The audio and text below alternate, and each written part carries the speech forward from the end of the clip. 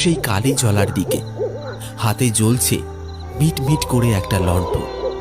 বুকে সাহস আর কিছুটা ভয় নিয়ে এগিয়ে চলেছে হারুখুড়ো আর বিনোদ সেই জলাটার দিকে।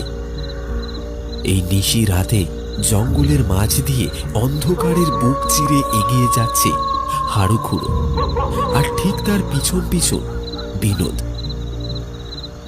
দিবাকর, এই দিবাকর, কোথায় গেলি রে বাপ? দিবাকর দা, ও দিবাকর দা, কোথায় গেলে গো? আমাদের গলা শুনতে পাচ্ছ?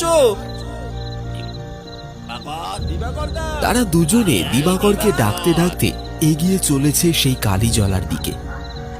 কিছুটা রাস্তা এইভাবে হাঁটার পর তারা দেখতে পায় দূরে কেউ একজন অন্ধকারে দাঁড়িয়ে আছে, আর দাউ দাউ করে জ্বলছে আগুন।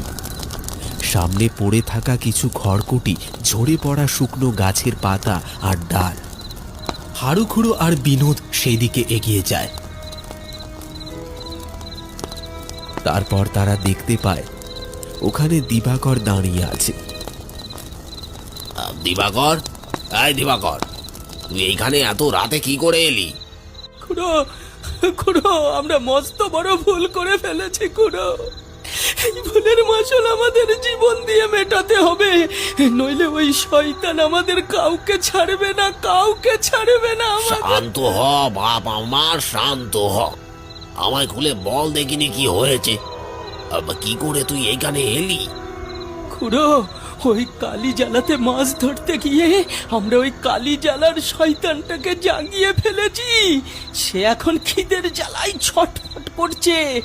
সে আমাদের রক্তে নিজের খিদে মেটাবে খুড়ো।